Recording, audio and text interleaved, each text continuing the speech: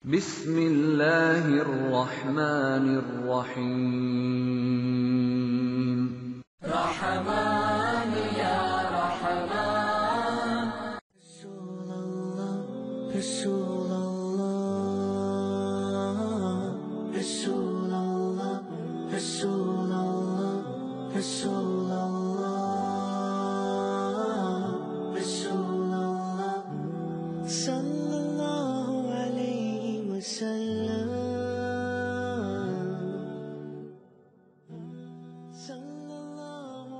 Jamaah yang Allah muliakan, ikhwatal iman, tema yang kita angkat pada kesempatan pagi di pertemuan perdana ini mudah-mudahan berlanjut nanti sampai akhirat. Allah kumpulkan kita lagi nanti di dalam surganya insyaallah. Tema kita adalah waktu napas yang takkan kembali. Al-waktu anfusun la ta'ud, bahwa waktu itu ibarat napas yang tidak akan pernah kembali. Ikhwatal iman, landasannya adalah Quran surat 59 yang dibacakan oleh saudara kita tadi, Al-Hasyr surat 59 ayat 18. Itu landasannya, landasan tema kita. Ya ayyuhalladzina amanu taqullaha wal tanzur nafsum ma qaddamat lighad. Ada kata-kata wal tanzur nafsum ma qaddamat lighad. Itu landasan prinsipnya dalam Al-Quran. Kemudian sahabat Abdullah bin Mas'ud, Bapak Ibu kenal? Enggak tahu? Alhamdulillah. Kenal dan tahu itu memang beda. Nah, sahabat Abdullah bin Mas'ud, atau lebih dikenal dengan Ibnu Mas'ud, itu salah satu-satunya, bukan salah satu, satu-satunya sahabat Nabi yang mendapat gelar sahibun Nabi. Jadi beliau ini adalah sahabat yang paling banyak tahu tentang rahasia Nabi Muhammad sallallahu alaihi wasallam. Dan Abdullah bin Mas'ud ini adalah orang pertama yang berani baca Al-Quran terang-terangan di hadapan para tokoh Quraisy. Jadi di samping Ka'bah, kalau antum ke Mekah, sebelah tenggaranya Ka'bah, itu dulu ada satu tempat yang dikenal dengan istilah Darun Nadwah namanya. Darun Nadwah ini tempat tongkrongannya para pembesar Quraisy. Jadi kalau pembesar Quraisy berkumpul di sekitar Baitullah, itulah di tempat yang disebut Darun Nadwah itu. Syarat utama seseorang boleh duduk di Darun Nadwah itu minimal usianya 40 tahun. Tetapi ada satu orang tokoh Quraisy yang saat usia 30 tahun dia sudah bisa duduk di tempat itu dan perkataannya didengarkan oleh para pembesar Quraisy. Namanya Amr bin Hisam, atau lebih dikenal dengan julukan Abu Jahal. Abu Jahal itu nama aslinya Amr bin Hisam. Pernah didoakan Nabi kan itu, agar Islam dimuliakan dengan dua Umar. Yang pertama Umar ibn Khattab, yang kedua Amr bin Hisam. Yang Allah kabulkan Umar bin Khattab masuk Islam. Amr bin Hisam mati sampai mati. Kalau dibilang meninggal agak terhormat gitu. Mati aja lah mati.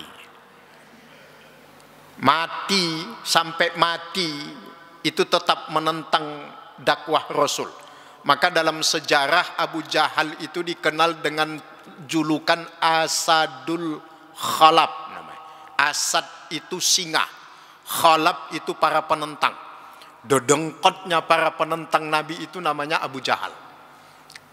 Nama aslinya Amr bin Hisam. Ketiga dalam peristiwa perang Badar meninggalnya tahun kedua Hijriah. Mati, bukan meninggal, mati. Abu Jahal mati tahun kedua Hijriah, perang Badar. Selesai perang Badar, Nabi bertanya kepada para sahabat, ada yang melihat Amr bin Hisam, kata Nabi. Satu pun gak ada yang menjawab. Maka Nabi memerintahkan sahabat Abdullah bin Mas'ud, sahabat sekaligus sekretaris pribadi Nabi itu, Abdullah bin Mas'ud. Makanya dalam sejarah Ibnu Hisam beliau dijuluki sahibu na'lin Nabi. Apa namanya? Sang penjaga sandal Nabi. Kerjanya Abdullah bin Mas'ud. Jadi kalau Nabi mau berangkat, mau jalan kemana, disiapin sandalnya. Masuk ke rumah, sandalnya diambil, dirapikan. Makanya ada sespri itu kalau istilah sekarang. Nabi memerintahkan Abdullah bin Mas'ud untuk mencari di mana kira-kira Amr bin Hisam. Dicari oleh sahabat Abdullah bin Mas'ud, sampai di suatu tempat menemukan Amr bin Hisam Abu Jahal ini sedang meregang nyawa, mau mati. Udah mau mati. Didekati oleh sahabat Abdullah bin Mas'ud, diinjak perutnya, ditarik jenggotnya. Ditarik jenggotnya. Abu Jahal tersenyum sembari bertanya kepada Abdullah bin Mas'ud, ya ibna Mas'ud, limanil mulkul yaum? Kemenangan siapa hari ini? Sahabat Abdullah bin Mas'ud menjawab dengan tegas, al mulku lillahi wa li rasulih. Kemenangan hari ini milik Allah dan Rasulnya. Apa kata Abu Jahal? Sampaikan kepada Muhammad. Dia nggak pernah menyebut Nabi. Sampaikan kepada Muhammad, saya tidak akan pernah minta maaf kepada Muhammad, dan saya tidak akan pernah menyesal bermusuhan dengan Muhammad, kata Abu Jahal. Padahal udah mau mati itu, Pak. Ditebas lehernya sama Abdullah bin Mas'ud, putus lehernya. Ditenteng kepalanya menghadap Rasulullah. Apa kata Rasulullah saat itu? Inilah Fir'aun abad ini. Fir'aun itu. Kalau antum kaji Fir'aun dalam Al-Quran itu disebut 74 kali oleh Allah. Kata Fir'aun dalam Quran ada 74 kali. Dan kalau dilihat di dalam kamus bahasa Arab ada kata tafar'a. Tafar'a itu sama dengan takabbarah, sombong. Jadi kata-kata Fir'aun di dalam bahasa Arab itu diidentikan kepada kesombongan. Ada 14 sifat Fir'aun yang Allah abadikan di dalam Al-Quran itu. Itu tentang Fir'aun. Nah, kita kembali kepada Abu Jahal tadi. Ya, jadi dua yang didoakan Nabi biar masuk Islam. Kalau di Mekah, begitu hijrah ke Madinah, Madinah itu sebelum Nabi hijrah namanya Yasrib. Yasrib itu nama orang, Pak. Keturunan ke-9 dari Nabi Nuh. Namanya Yasrib. Datang ke tempat itu, kemudian membangun kehidupan di sana. Maka disebut tempat itu Yasrib. Nabi hijrah ke sana, kemudian diperbaiki kondisi masyarakat, ditata dengan baik, dirapikan semuanya. Sesuatu yang tertata dan rapi dalam bahasa Arab itu disebut Madinah. Maka bahasa Arabnya kota itu Madinah.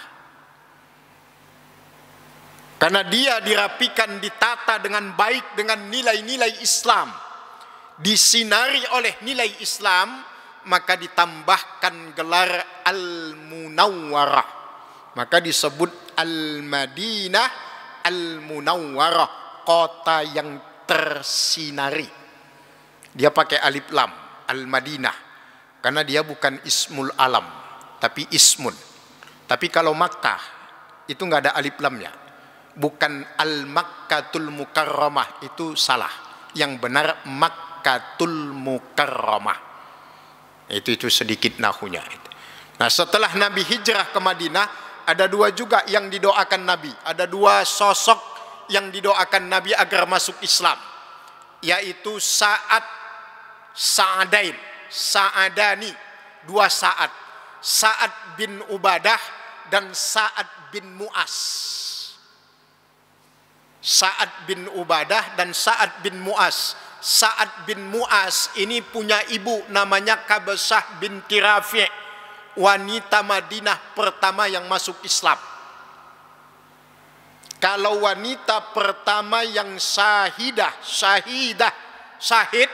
di jalan Allah, mempertahankan imannya, itu adalah budaknya Abu Jahal, namanya Sumayyah binti Khayyat. Makanya disebut Abu Jahal itu. Abu Jahal itu kalau orang bodoh dalam Islam itu bodoh itu ada dua, Pak. Ada yang disebut jahilun basitun. Jahilun basit, bodoh dasar atau dasar bodoh lah kira-kira. Orang bodoh mendasar itu adalah orang yang tidak tahu karena memang dia nggak tahu, Pak. Itu bukan aib itu, tapi kelemahan. Tapi ada lagi jenis yang kedua namanya jahil murakkab, bodoh kuadrat namanya. Bodoh kuadrat, ada kuadratnya. Makanya disebut Abu Jahal. Bodoh kuadrat kira-kira begitu. Kenapa disebut bodoh kuadrat? Orang yang bodoh kuadrat itu sama dengan sifat Abu Jahal. Abu Jahal itu sifatnya ada 5. Yang pertama la ya'lam. Yang kedua la yuridu ayya'lam. Yang ketiga yadda'i annahu ya'lam. Yang keempat la yuridu li ghairihi ayya'lam. Dan yang ketiga yungkiru lima ya'lam. Jadi orang bodoh kuadrat itu sudah tidak tahu, tidak mau tahu, sok tahu, menghalang-halangi orang untuk tahu, dan nyinyir sama orang yang tahu. Ini kalau diterjemahkan dalam pengajian, karakter bodoh kuadrat itu sudah tidak tahu Islam, diajak ngaji nggak mau. Berarti kan nggak mau tahu namanya itu. Udah di broadcast ada pengajian duha di As-Suhada, nggak datang. Berarti kan tidak mau tahu. Nanti kalau ada hal menyangkut Islam, contoh Muslim Uighur umpamanya itu ya, wah itu seakan-akan paling tahu, karena suaranya paling kencang. Itu namanya sok tahu. Nah yang keempat, karakter orang yang begini, itu kalau ada orang mau berangkat pengajian, dia halang-halangi. Mau kemana Pak Haji? Mau ngaji di As-Suhada. Ngopi aja yuk. Nah, Abu Jahal itu yang begitu.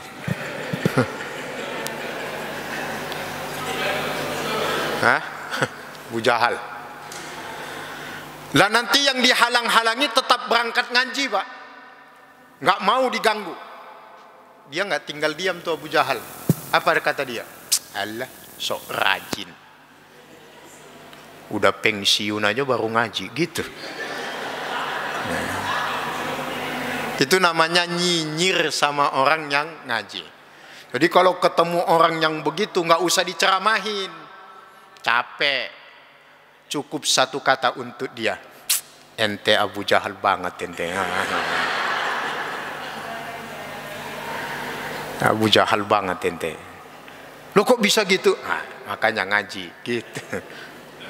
Kita kembali fokus kepada tema kita sedikit. Baik Bapak Ibu sekalian, ada ungkapan dari sahabat Abdullah bin Mas'ud begini. Ida'atul waqti asyaddu minal maut. Hilangnya waktu itu lebih berbahaya daripada kematian. Lianna ida'atal waqti taqta'uka minallahi wal akhirah wal mautu yaqta'uka minad dunya wa ahlaha. Sebab hilangnya waktu itu memutusmu dari Allah dan akhirat. Sementara kematian hanya memutuskanmu dari dunia dan penghuninya. Ternyata hilangnya waktu itu lebih berbahaya daripada kematian. Kalau kita mudahkan bahasanya, sia-sianya umur itu lebih berbahaya daripada habisnya umur, Pak. Karena kalau menyia-nyiakan umur itu memutus kita dari Allah dan akhirat. Karena nggak diisi dengan ibadah.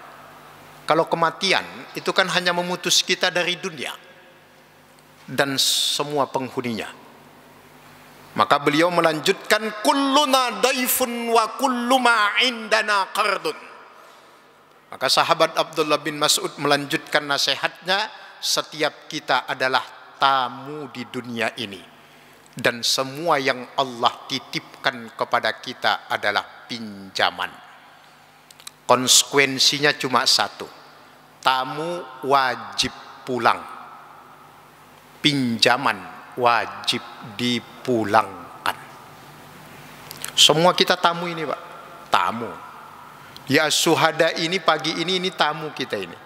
Makanya tolong nanti habis ngaji semuanya pulang.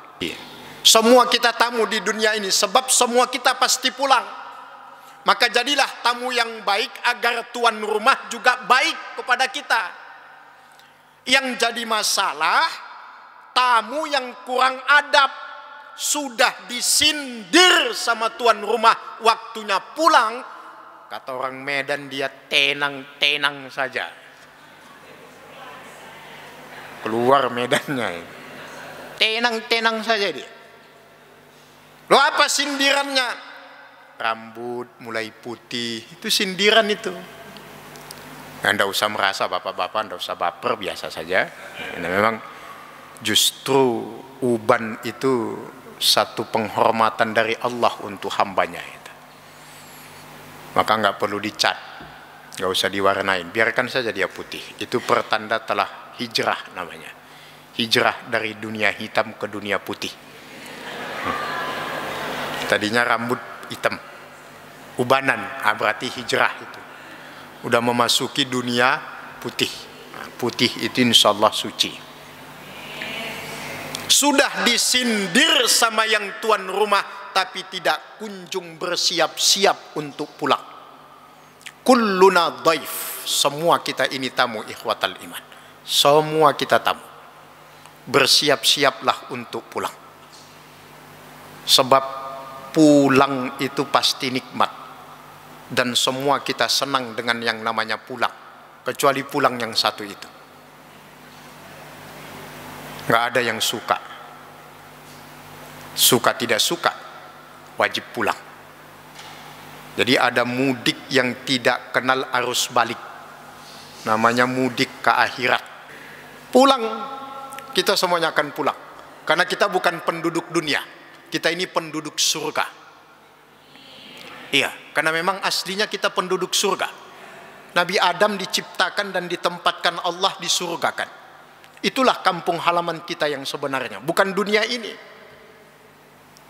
Maka kita wajib pulang. Tazawwadu, maka berbekallah. Itulah konsekuensi orang yang mau pulang, harus bawa bekal. Fa inna khairaz zadid taqwa. Sebaik-baik bekal dalam perjalanan adalah ketakwaan kepada Allah.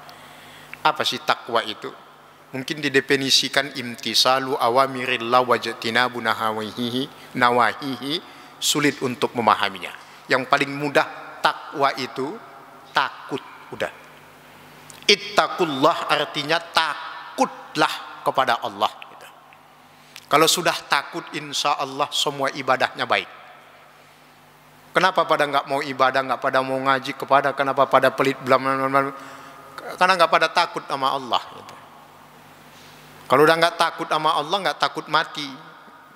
Kalau udah nggak takut mati, nggak ingat akhirat udah. Kalau sudah demikian, maka yang terjadi adalah tulul amal. Fudail bin Iyad, salah satu tabi'in. Fudail bin Iyad itu pernah mengatakan, alamatus saqawah khamsun. Tanda-tanda orang sengsara itu cuma 5, kata beliau. Yang pertama, al-qaswatu fil qalbi, hati yang mengeras. Hatinya mulai mengeras. Summa qasat qulubuhum dalam Al-Quran. Hatinya mengeras. Hati yang mengeras itu hati yang tidak bisa disentuh oleh nasihat agama. Itu hati yang mengeras itu. Ada dia di pengajian, kalau dengar saudaranya, ustadz atau siapa saja bicara tentang kebaikan, bicara tentang agama, bicara tentang akhirat, ininya melawan Pak, hatinya itu. Telinga mendengar, hati melawan. Apa kata dia? Alah, ngomong doang tuh, gitu. Kayak udah paling baik aja. Nah, itu tanda-tanda hati yang mengeras itu. Yang kedua kata Fudail bin Iyad, kalau udah hati mengeras, akibat yang ditimbulkan itu adalah jumudul ain, air mata membeku. Apa yang maksud beliau dengan air mata yang membeku? Mudah menangis untuk dunia, tapi sulit menangis untuk akhirat. Itu air mata yang membeku itu. Sendal hilang, sampai update status. Sendal hilang, habis pengajian sendalnya hilang, itu sampai update status. Taubat saya ngaji di As-Syuhada gitu. Nah, seorang mau bertaubat dari maksiat ya, loh dia bertaubat dari kebaikan, ngaji kan kebaik gitu, taubat dia. Loh kenapa Bu? Sekali-kalinya saya ngaji di As-Syuhada, hilang sendal saya. Masya Allah. Kehilangan sendal di pengajian itu bagus. Yang tidak bagus, punya sendal bagus tidak pernah mampir ke pengajian. Sendal ibu yang hilang di pengajian nanti akan ikut rombongan trompahnya Bilal bin Rabah itu. Jadi sendalnya masuk surga duluan, orangnya malah enggak. Jadi di akhirat nanti banyak sendal tak bertuan. Mudah-mudahan sendalnya duluan, nanti orangnya nyusul itu. Jadi kata kuncinya, tidak usah bersedih hati jika sesuatu dari dunia luput dari kita, sudah biasa. Apalagi luput karena takwa, luput karena taat di jalan Allah. Ittaqullah tadi. Tidak usah sedih. Kehilangan sesuatu karena Allah itu nikmat, tapi kehilangan Allah hanya karena sesuatu itu musibah namanya. Kehilangan sesuatu karena Allah. Pagi ini Bapak Ibu kehilangan banyak hal. Janji dengan teman, apalagi ibu-ibu tuh, cucian, setrikaan, belum masak lagi ya Bu ya. Oh Masya Allah. Tapi semua itu ditinggalkan untuk Allah, Allah ganti dengan yang lebih baik. Innallaha yashtari minal mu'minina anfusahum bi anna lahumul jannah. Allah beli semua dengan surga Pak. Tenang aja, yang tidak ikut ngaji juga punya tugas yang sama seperti ibu. Tapi coba ibu lihat dan perhatikan baik-baik, semuanya nanti selesai sama waktunya. Tapi ingat, ibu sudah punya nilai plus di hadapan Allah. Yang tadi, kok nggak ngaji Bu? Ya ini setrikaan numpuk, cucian belum selesai, bla bla bla bla bla bla. Nggak punya nilai di hadapan Allah. Karena dia berani kehilangan Allah hanya karena sesuatu. Tapi kalau ibu berani kehilangan sesuatu karena Allah. Sahabat Abdullah bin Mas'ud meriwayatkan satu hadis. Hadis ini diriwayatkan Abu Daud dari sahabat Abdullah bin Mas'ud. Nabi menegaskan, man kana yuhibbu ayya'lama manzilatahu 'indallah falyanzur manzilatallahi indahu. Siapapun yang ingin tahu bagaimana kelak posisinya di sisi Allah, maka lihatlah bagaimana hari ini dia memposisikan Allah dalam kehidupannya. Bapak Ibu, usi nafsi wa iyakum ikhwatal iman. Bagaimana kita posisikan Allah dalam hidup kita, begitulah Allah akan memposisikan kita kelak di sisinya. Allah hari ini bagaimana dalam hidup kita, nomor berapa? Nanti di akhirat juga begitulah kita diperlakukan sama Allah. Ayo Bu ngaji, alah paling juga yang diomongin ustadznya itu juga. Nah, nanti di akhirat juga begitu. Yang mau masuk surga, Bu Anu, nggak digubris sama Allah. Nggak bisa. Maka Bapak Ibu sekalian, sebesar itu keinsafanmu, sebesar itu keberhasilanmu dunia dan akhirat. Kalau nggak kunjung insaf, wassalam. Wabillahi taufiq wal hidayah. Baik Bapak Ibu yang Allah muliakan. Jadi memang itulah kehidupan ini. Kulluna dhaifun wa kulluma indana qardun. Sebagai kesimpulan, nah, kan nggak boleh lama-lama ngaji itu. Kita ingin melihat bagaimana Islam memandang kehidupan ini. Karena kita ini hidup. Semua waktu sudah Allah berikan kepada kita. Kira-kira sederhananya begitulah hidup kita di dunia ini. Tabung oksigen itulah umur itu, Pak. Terlena dengan dunia itu. Udah gula darah tinggi, encok kambuh, asam urat, macam-macam, baru mulai sadar oksigen menipis. Ya alhamdulillah masih sadar. Mudah-mudahan happy ending lah para orang tua kita semua ini. Husnul khatimah. Nah yang nggak pada sadar-sadar itu, yang udah napas Senin Kemis itu, tapi tetap aja nggak ada niat ibadah itu. Itu begitu sampai oksigen habis. Masya Allah, antum baca hadis riwayat Muslim yang panjang itu tentang proses sakaratul maut itu. Panjang itu hadisnya. Kalau dibukukan 1,5 halaman itu hadisnya itu. Sama seperti hadis yang di awal buku Riyadus Shalihin itu tentang tawassul, amal soleh itu. 3 pemuda yang terperangkap di dalam gua itu. Menjelaskan tentang sakaratul maut. Hadisnya sahih, riwayat Muslim dari Abu Hurairah. Bagaimana proses sakaratul maut orang beriman dan orang yang tidak beriman. Kalau orang yang beriman itu sebelum proses dikeluarkannya ruhnya, dia sudah didatangin malaikat. Malaikat itu membawa kafanun min akfanil jannah dan hanutun min hunutil jannah. Membawa kapan dari kapan-kapan surga, wewangian dari wewangian surga. Dan di situ diumpamakan oleh Nabi, ruh orang beriman keluar dari jasadnya laksana menarik sehelai rambut yang ada di dalam gundukan tepung. Mudah kan? Dan tidak merusak. Begitu diambil oleh malaikat maut, ruhnya direbut oleh malaikat yang tadi, Pak, yang sudah membawa kapan dan wewangian surga. Diletakkan di atas kapan, diberikan wewangian yang indah dan menyerbak wanginya. Kemudian diperintahkan kepada dia, masuklah ke dalam surga dari pintu mana saja yang kau inginkan. Tapi bagaimana ruhnya orang-orang kafir, orang-orang yang tidak beriman saat proses sakaratul mautnya? Antum lihat dalam Quran, proses sakaratul maut itu mulai keluar suara dengkuran. Bahasa Qurannya yataqaqqar, itu bahasa Arabnya itu. Yataqaqqar itu keluar dengkuran. Itu udah sakaratul maut itu, Pak. Maka kalau ada orang sakaratul maut, udah proses sakaratul maut, antum jangan tinggalkan.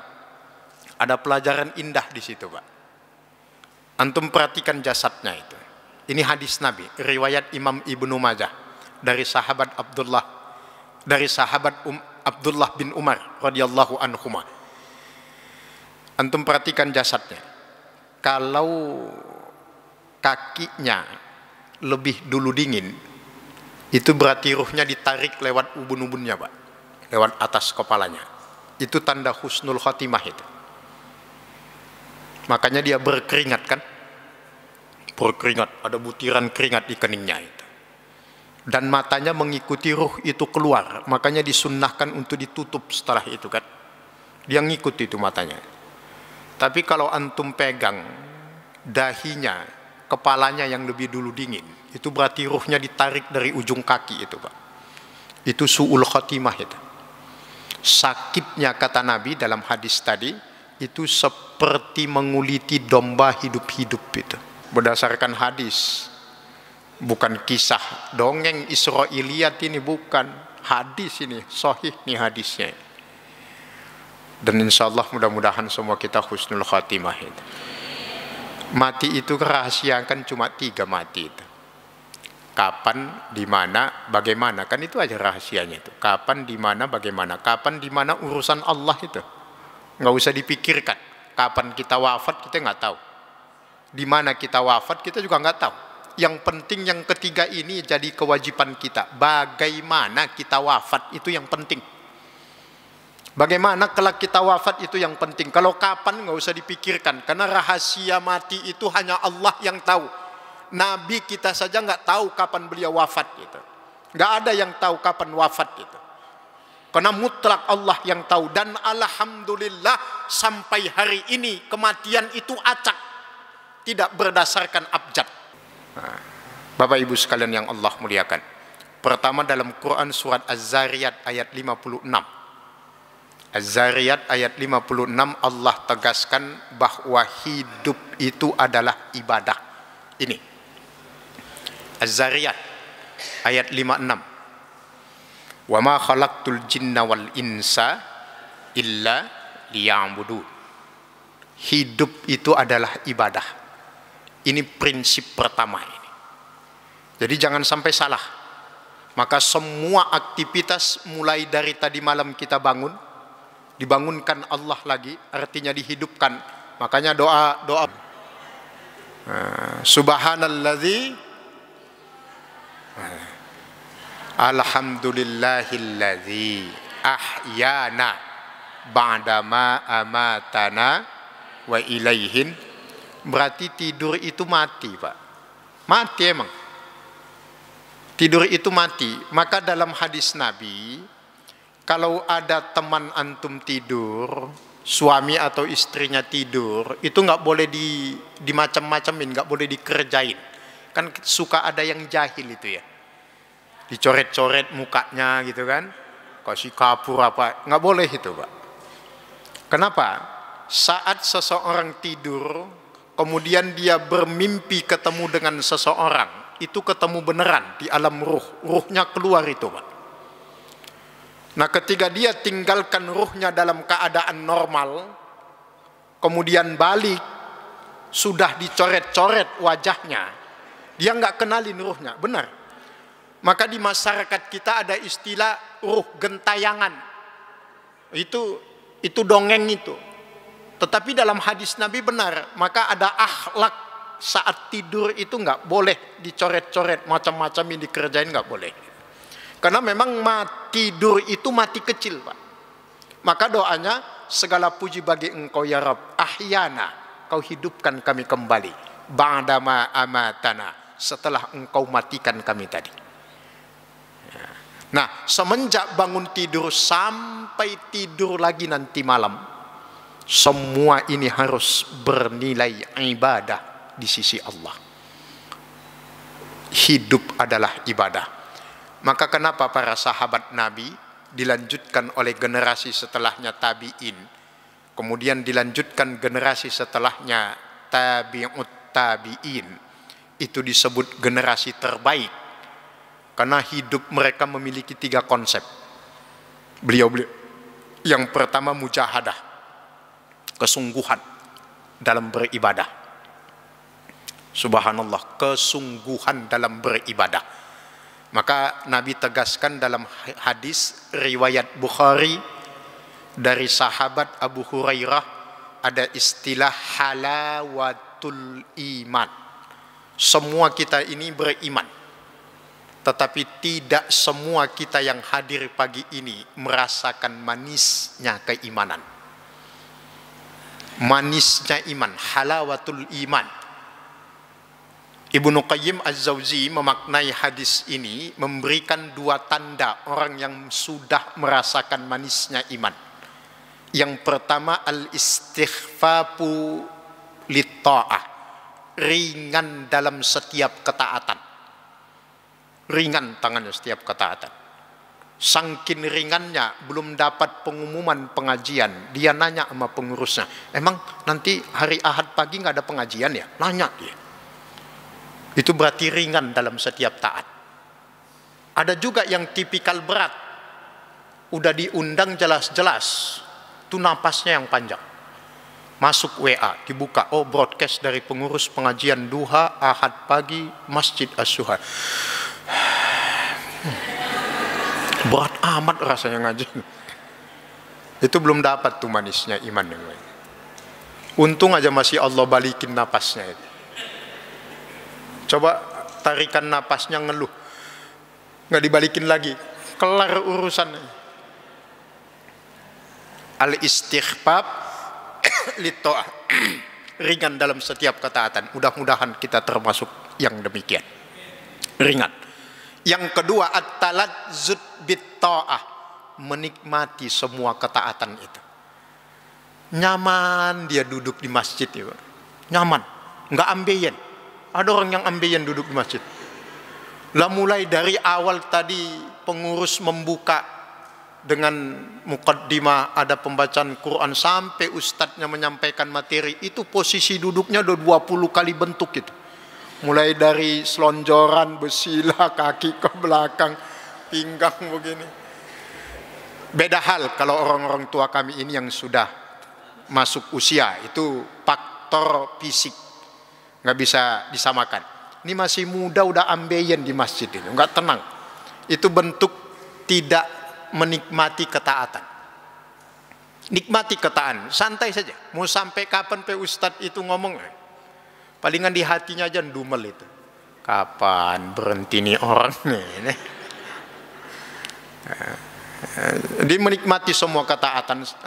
At-talazzuz bit-ta'ah ini kalau dalam sholat disebut dengan istilah tuma'ninah namanya. Tenang dia, tenang gitu sholat, dinikmatin gitu. Rukunya disempurnakan, nikmat gitu. Maka kalau udah sempurna sholatnya, sebenarnya udah nggak perlu olahraga itu Pak. Karena orang Jepang saja meneliti, the most super yoga, yoga yang paling hebat di dunia ini sholat. Jauh sebelum para ilmuwan menemukan tentang teori kesehatan dalam sholat, 1440 tahun yang lalu, 14 abad yang lalu sudah disyariatkan sholat ini. Kan sekarang baru ditemukan bahwa posisi sujud, satu-satunya posisi di mana oksigen dan darah itu cepat masuk ke dalam otak. Maka orang yang sujud, sering sujud Bu, itu nggak bakal stroke. Antum perhatikan saja, nggak bakal stroke. Hati-hati dengan penyakit stroke, pembunuh nomor 2 di dunia. Karena memang penyakit stroke itu berat. Karena darah, oksigen mengalir ke otak, nggak ada yang stroke nih, bapak-bapak. Orang-orang tua kita yang udah sepuh, segar bugar. Lah sekarang masih ada yang muda-muda tahu-tahu stroke. Kenapa? Ya nggak pernah sujud kepalanya. Maka subhanallah ya, iblis saja Pak, iblis. Cuma sekali Allah perintahkan sujud kepada Adam, dia menolak, dilaknat Allah sampai hari kiamat Pak. Iya kan? Kan itu akibatnya dilaknat itu. Lah ini ada makhluk bernama manusia, itu menolak sujud sudah ribuan kali. Nah kalau tiap hari dia nggak sholat, berarti kan berapa kali nggak sujud itu? Sebulan. Sekian tahun dari usianya nggak sujud-sujud, membangkang kepada Allah ribuan kali. Tapi masih pede aja mau masuk surga. Sungguh terlalu. Ini bahan muhasabah lah. Insya Allah jamaah syuhada istiqomah, tetap menjadikan setan sebagai musuh. Jangan sampai setan beralih profesi. Kita harus menjadi bagian yang mendukung setan untuk tetap jadi setan sampai akhirat. Allahu Akbar. Oh, langsung. Ya, jadi biarkan aja dia terus jadi setan itu ya. Jadi nggak usah jadikan dia jadi selain setan. Maka bersyukurlah kalau masih terus merasa diganggu, digoda. Bersyukur. Alhamdulillah masih digoda setan. Berarti setan masih menganggap kita musuh. Yang jadi masalah itu, kalau Ibnu Abbas meriwayatkan, orang-orang Yahudi dan Nasrani zaman Nabi itu suka ngejek orang-orang Islam karena merasa diganggu oleh setan dalam ibadahnya, sementara mereka tidak merasa diganggu setan dalam setiap ibadahnya. Itu ejekan orang Yahudi salah satunya kepada umat Islam zaman Nabi itu. Loh, kami mah nggak diganggu. Ya terang saja, setan juga cerdas, Pak. Udah jelas-jelas CS di neraka, lah ngapain ngabisin waktu sama tenaga, kan gitu. Pikiran setan, kira-kira loh ya. Loh iya kan, yang perlu dimusuhin itu kan yang musuh. Maka ada ibu-ibu nanya sama saya, Pak Ustadz, nanya, ya ada apa Bu? Gimana Ustadz itu, saya kok sholat itu kadang-kadang pikiran saya kemana-mana Ustadz. Itu gimana hukumnya? Saya bilang bagus. Loh kok bagus Ustadz? Ya daripada ibu kemana-mana tapi nggak sholat. Lah iya, lebih baik sholat pikiran masih kemana, itu proses mendapatkan khusyuk artinya. Lah ini ada orang ditanya, ibu kenapa nggak sholat? Saya belum bisa khusyuk Ustadz kalau sholat. Lah terus sholat kapan? Nanti kalau udah khusyuk. Lah sholat kagak, tapi mau khusyuk. Nggak nyambung itu namanya. Maka pesannya, dengan segala keterbatasan dan kekurangan yang ada pada kita, apalagi di usia-usia senja ini, teruslah berbuat, melakukan ibadah yang terbaik. Maka Nabi mengajarkan kita doa, Allahumma tammim taksirana. Ya Allah, sempurnakan segala kekurangan kami. Nanti Allah yang menyempurnakan kekurangan kita. Yang penting itu semangat untuk memperbaiki dirinya itu. Maka ada ayat yang menegaskan, innalladzina jahadu fina lanahdiyannahum subulana. Jadi yang Allah lihat kesungguhan kita semua ikhwatal iman dalam memperbaiki diri di jalan Allah. Insya Allah sampai hari ini belum ada berita meninggal seseorang karena kebanyakan sholat, itu nggak ada. Tapi kalau kebanyakan tidur ada, kebanyakan makan ada. Tapi kalau kebanyakan baca Al-Quran meninggal, itu nggak ada. Jadi ibadah tidak akan menyebabkan kematian. Tapi selain ibadah bisa jadi. Maka paksa, bil ijbar, memaksa, paksa diri, nunggu ikhlas. Wow, susah Pak, nggak bakal. Kayak gini nih, ini kalkulasinya nih. Ini saya hakul yakin semua kita nggak ikhlas datang pagi ini. Adalah pokoknya yang terpaksa ada. Ya enggak apa-apa. Yang ikhlas dapat pahala, yang terpaksa juga dapat. Cuma kan hitung-hitungannya saja yang beda. Kalau ngajinya terpaksa, maka dapat pahalanya juga terpaksa. Kalau dapat pahalanya terpaksa, maka nanti masuk surganya juga terpaksa. Lebih baik masuk surga terpaksa daripada masuk neraka ikhlas. Loh iya kan? Hah? Jadi, wah, kalau nggak terpaksa, kalau terpaksa nggak baik. Tuh argumentasi orang-orang malas itu begitu itu. Loh sampai nggak ngaji? Saya nggak ikhlas. Halah, nggak ikhlas. Ikhlasnya apa? Ikhlasnya tidur. Berarti ikhlas masuk neraka. Lebih baik terpaksa masuk surga. Maka sering-seringlah memaksa diri untuk kebaikan. Tidak apa-apa. Nanti akan muncul seiring perjalanan waktu keikhlasannya itu. Ya kalau nggak maksa diri, mau kapan lagi Pak? Maka khususnya nih kepada orang-orang tua kami semua. Bukan berarti yang muda nggak mati. Nggak, salah itu. Kepada semua orang-orang tua kami, terus terang Pak, kita ngaku atau tidak, kita kan punya masa-masa kelam, masa-masa jahiliyah lah kalau bahasa sejarahnya. Dulu nggak kenal sholat, itu kan, nggak kenal itu puasa apa itu. Nah sekarang masih Allah berikan umur, sudah hilangkan dari kamus hidup bapak-bapak, ibu-ibu sekalian, ibadah sunnah itu udah nggak ada. Semuanya jadi ibadah wajib. Bukan hukumnya yang dirubah, penyikapannya. Jadi sholat sunnah, rawatib, qobliyah, ba'diyah, itu bukan lagi sholat sunnah, udah sholat wajib itu. Kenapa? Terlalu banyak sholat yang kita tinggalkan pada masa-masa lalu, yang harus kita tutup dengan memperbanyak sholat sunnah hari ini. Bukan di kodok. Nggak ada kodok sholat itu, nggak ada, Pak. Loh, ada ustadz yang berpendapat ada kodok sholat, ya biarkanlah dia dengan pendapatnya. Yang jelas jumhur ulama itu tidak ada kodok sholat, Pak. Nggak ada. Yang ada kodok ada itu. Kodok nggak ada. Kenapa nggak ada kodok sholat? Karena dispensasi yang Allah berikan menyangkut sholat itu sudah sempurna. Mau ngapain lagi? Sholat zuhur 4 rakaat. Saya mau jalan, mau pergi, lagi sibuk. Qasar bisa kok. Saya nggak sempat, nanti di jamak sama asar, namanya jamak takhir namanya. Saya sibuk di asar, tidak apa-apa sampean jamak zuhur asar kemudian dipendekkan, namanya jamak qasar namanya. Saya nggak kuat berdiri, duduk nggak apa-apa. Nggak kuat duduk, berbaring, boleh kok, boleh. Berbaring pun udah nggak kuat Ustadz, pakai isyarat mata saja. Allahu Akbar, Allahu Akbar, boleh. Udah nggak kuat pakai isyarat lah, udahlah sampean tak sholatkan aja, udah selesai. Udah matilah kalau udah isyarat udah nggak bisa kan, udah mati. Dispensasinya lengkap, Pak. Keringanan yang Allah berikan menyangkut sholat sudah lengkap. Apalagi alasannya mau ditinggalkan coba, kecuali malas, kan itu aja. Malas untuk mendirikan sholat itu ciri-ciri orang munafik. Idza qamu ila sholati qamu kusala.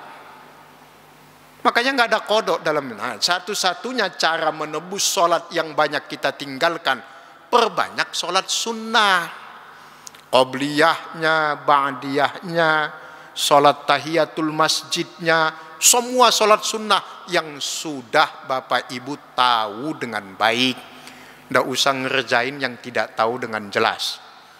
Saya nggak mau berdebat, oh ini bid'ah, ini enggak. Saya selalu titip kepada jamaah, kerjakan apa yang menurut engkau yakini dengan baik.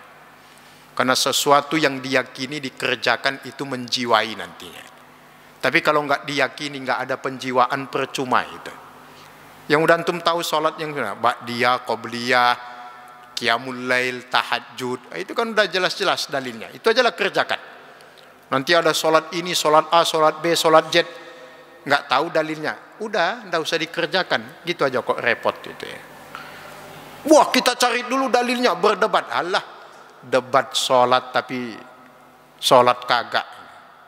Jangan sampai kita yang di masjid ini berdebat, yang tepuk tangan yang di luar masjid. Debat kita tentang subuh itu kunut apa tidak, yang kesenangan yang tidak sholat. Dia bilang sama temannya, untung aja kita nggak ke masjid katanya. Lah kenapa? Pada berantem di masjid gitu. Ya, jadi tidak usahlah. Mudah-mudahan jamaah as-syuhada ini menjadi berkat di tengah-tengah umat Islam insyaallah. Ya, kunut subuh pakai kunut sah. Subuh nggak pakai kunut juga sah. Yang nggak sah kunut tapi nggak subuh. Iya, nggak subuh. Tetangga saya bangun-bangun baca doa kunut. Subuhnya enggak, itu nggak sah itu. Itu bid'ah benar itu yang begitu itu. Tahu-tahu bangun-bangun Allahumma hdina fiman hadait, udah doa salah. Itu bukan doa bangun tidur itu. Jadi tipikal jamaah as-syuhada itu sikapi perbedaan dengan ilmu dan akhlak yang baik. Nah, itu yang cakep itu. Jadi kalau lihat ada yang beda-beda, tahan dulu lisan. Cari tahu dulu. Mungkin ilmu kita yang belum nyampe ke sana. Oh ternyata dia salah, nggak ada dalilnya. Nah, ingatkan dengan baik. Berilmu juga harus diikuti akhlak. Kalau antum lihat, antum sudah pasang sop yang benar, posisi kaki yang benar, kesentuh kakinya dia bergeser, istighfarlah dalam hati. Ini kawan belum ngaji nih, gitu. Bukan mau kita sok pintar. Kalau dia paham, dia pasti tahu, ikuti ilmunya. Nah, caranya gimana? Nanti aja habis sholat kasih tahu. Jangan sebelum sholat. Kabur dia nanti, gak usah jadi sholat, dosa antum. Nanti habis sholat kasih tahu, tapi kasih taunya dengan bahasa yang baik. bil hikmah bahasa Qur'annya itu. Ini kadang-kadang kita kan nggak kuat berbeda, nggak kuat beda sehingga karakternya menyalahkan, suka menyalah-nyalahkan, padahal belum tentu juga yang disalahkan itu salah, yang kita anggap benar walaupun ada hadisnya. Karena memang ranah fikih dalam Islam itu sangat terbuka untuk perbedaan yang dibolehkan loh ya. Karena ada perbedaan yang tidak dibolehkan. Perbedaan yang dibolehkan dalam ranah fikih disebut ikhtilaf namanya, atau khilafiyah. Beda tapi sama-sama punya dalil dan dalilnya sama-sama kuat, itu namanya khilafiyah namanya. Tapi kalau sudah beda, satunya pakai dalil, yang satunya nggak ada dalil, itu bukan perbedaan yang dibolehkan, karena itu ranahnya sudah masuk inhirab namanya. Inhirab itu penyimpangan.